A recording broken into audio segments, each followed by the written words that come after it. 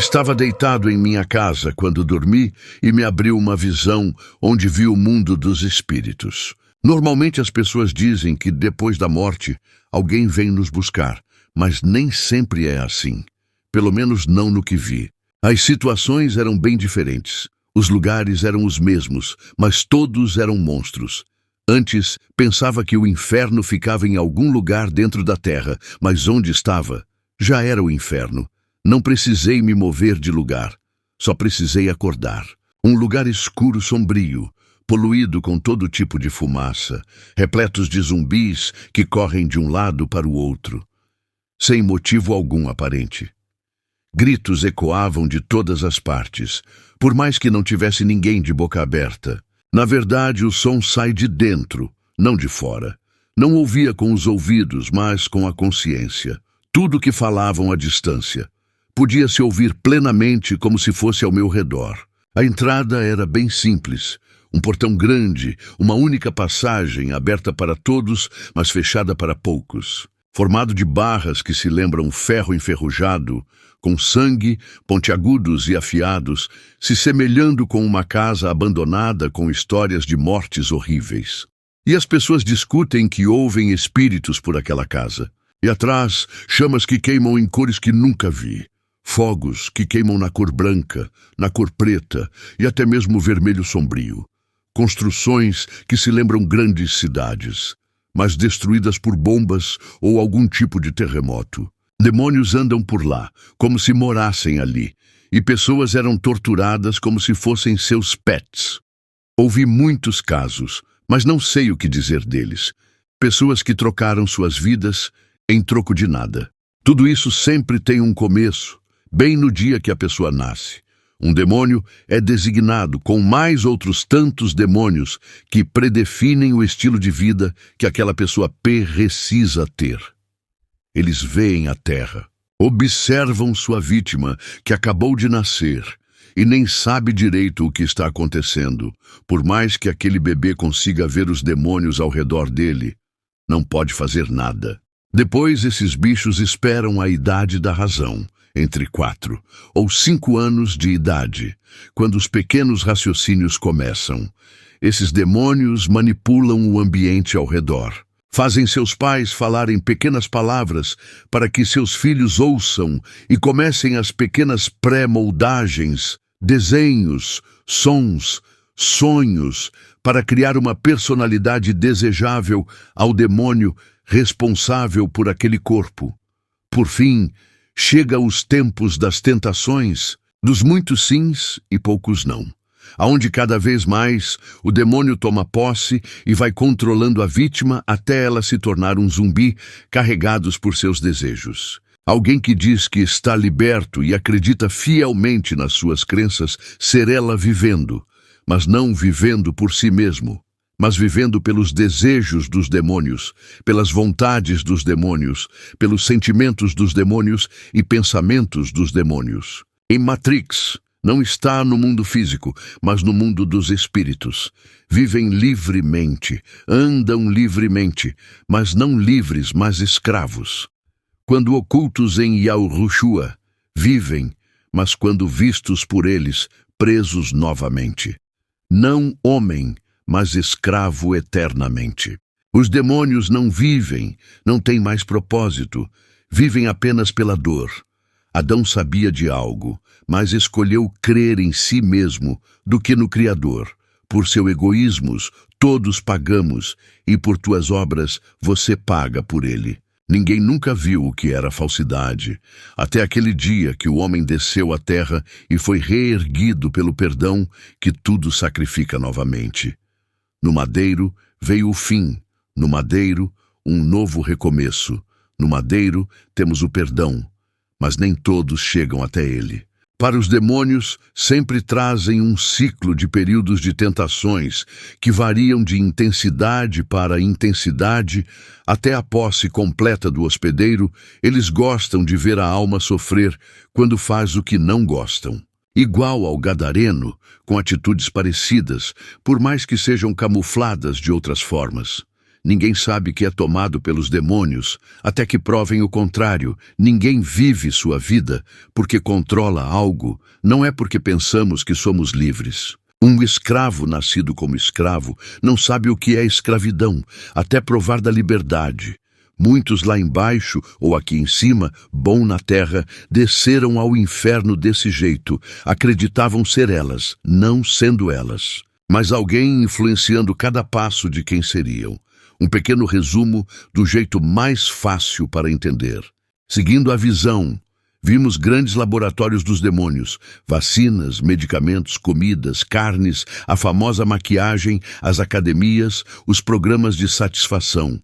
Tudo elaborado primeiramente no inferno e atestada em campos fechados e controlados, e depois colocado na população, como se fossem coisas boas. Muitas das mulheres lá embaixo sofriam por causa da maquiagem e seus cabelos. Eram forçadas a se maquiar com fogo líquido ou pulverizado em forma de pó flamejante. E o porquê elas faziam isso? Sabiam que aquilo doía, e mesmo assim se flagelava. É bem simples a resposta. Essas pessoas estavam presas dentro de algum tipo de trânsito mental. Na visão delas, estavam em frente a um espelho se embelezando. Sua imagem era de uma mulher sublime, mas quando aplicava as primeiras camadas de pó, enquanto se contemplava satisfeita, começava as dores, os gritos, as queimações e a visão à sua volta se tornarem lugar que queima com fogo, dor e gritos. Depois ela acordava de novo em frente a esse espelho e ficava com medo, achando que dormiu em frente ao espelho, e voltava o ciclo de novo. Se olhava no espelho, se via horrível, passava as químicas e ficava bela. E as dores e os gritos começavam novamente.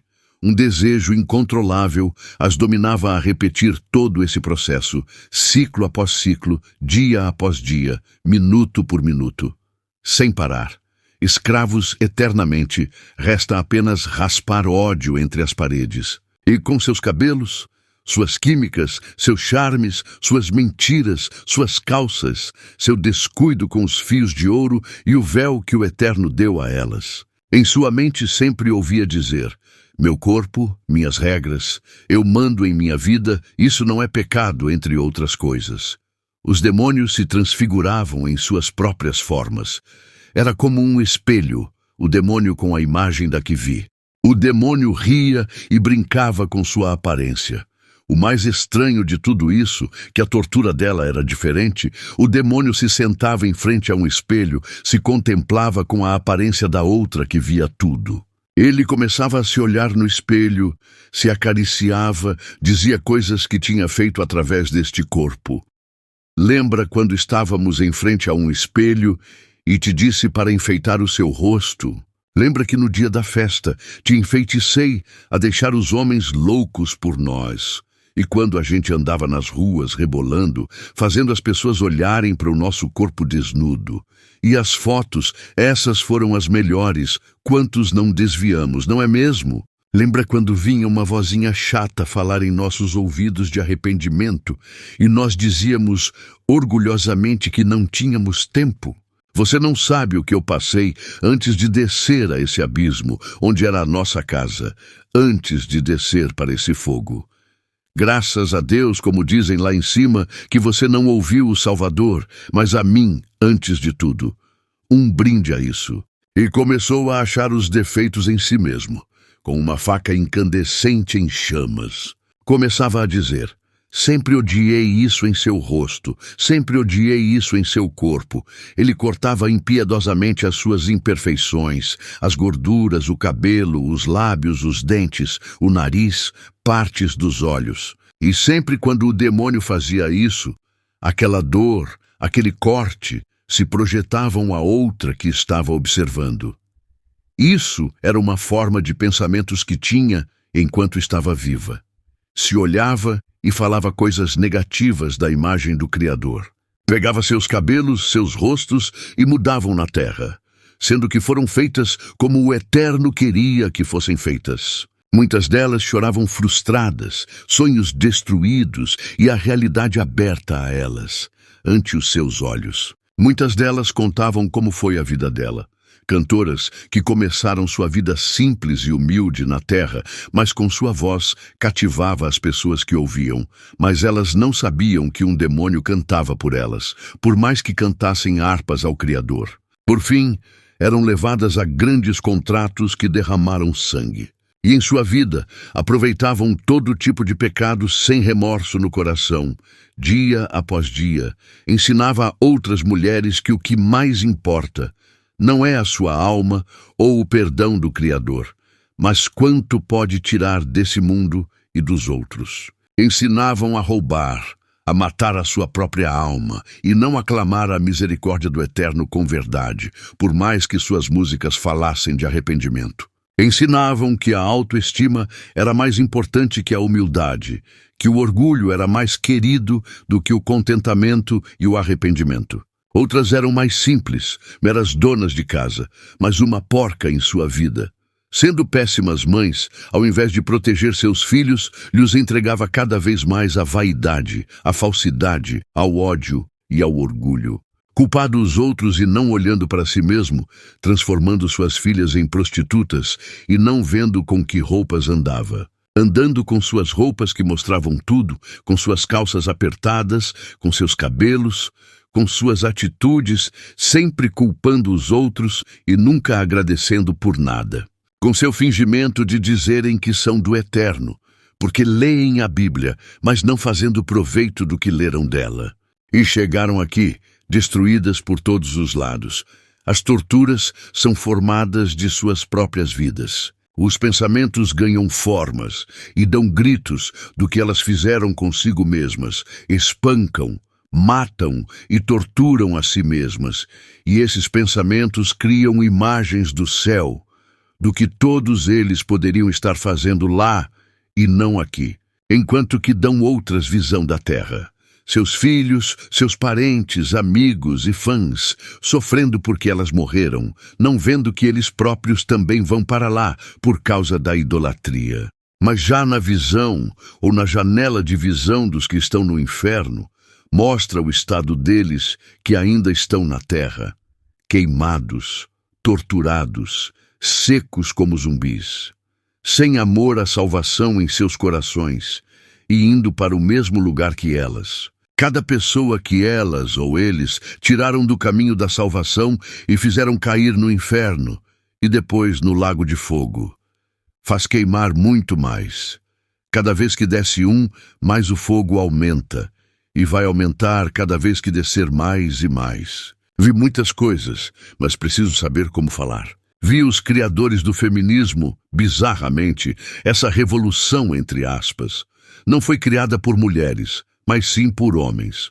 Ou melhor dizendo, demônios, que queriam destruir a família e levantar uma ideia totalmente contrária ao que o Criador mandou. Construir uma família e ficarem juntos. Sem a família real, as pessoas se tornam mais desleixadas com a sua salvação e todos casam e dão sem casamento, sem real comprometimento.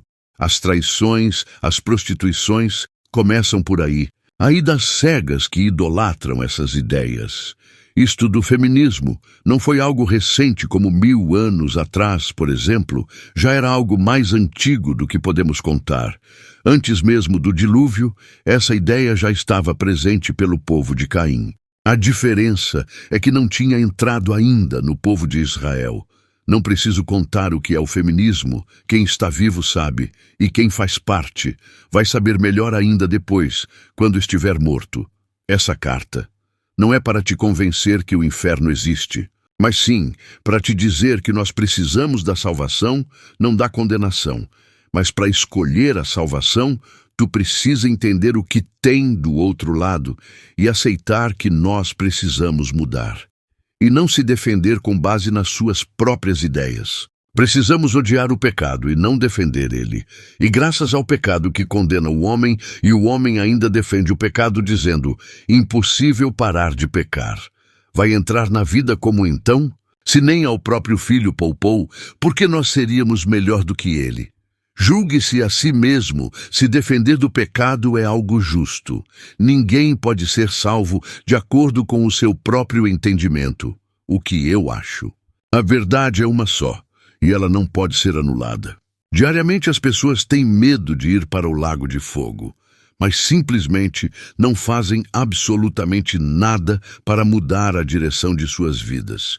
Esquecem que não existem segundas chances. Não é igual uma pessoa presa na cadeia. Ela sabe que mais cedo ou mais tarde ela pode sair da cadeia, seja livre, seja em forma de espírito. Porém, depois que descer para o inferno, não vai voltar mais.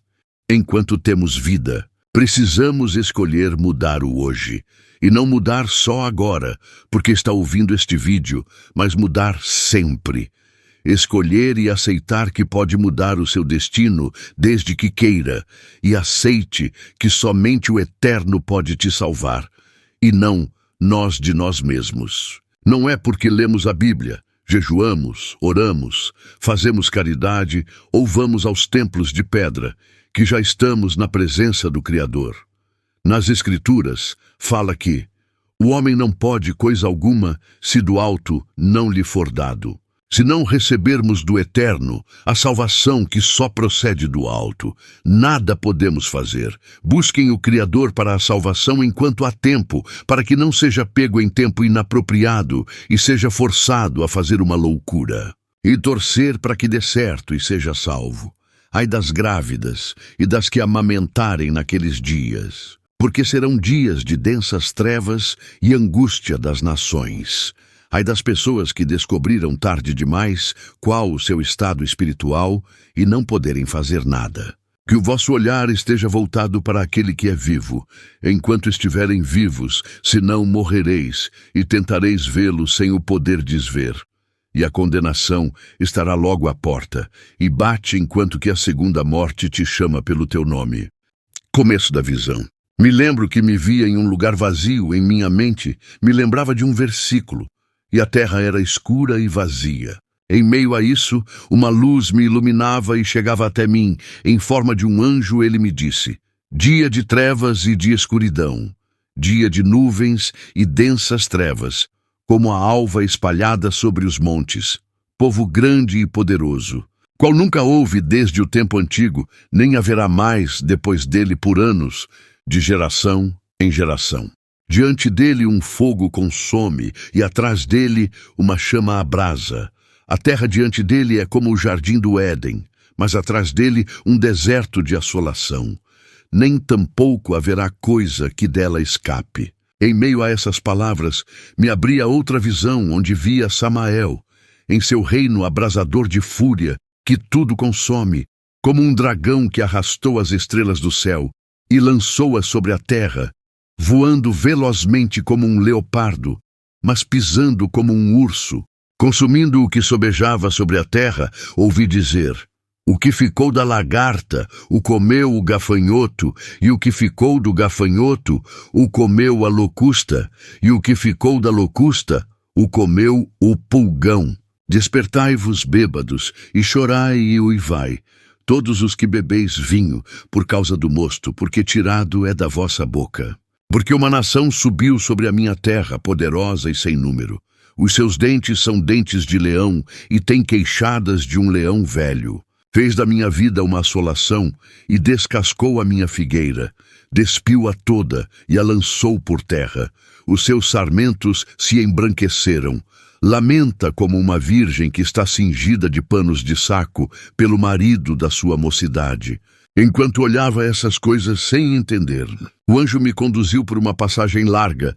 Era um lugar plano, reto e escuro. A única luz que tínhamos era o anjo. Enquanto andávamos, sombras escuras que se contrastavam com a luz do anjo se moviam ao nosso redor. Eles não estavam nos ameaçando, mas fugindo. Enquanto isso, o anjo me explicava que o que ele tinha acabado de falar se tratava de Yahushua. O leão velho era Samael, o anjo rebelde, a figueira descascada. Foi o dia do madeiro, mas que tudo isso iria acontecer novamente.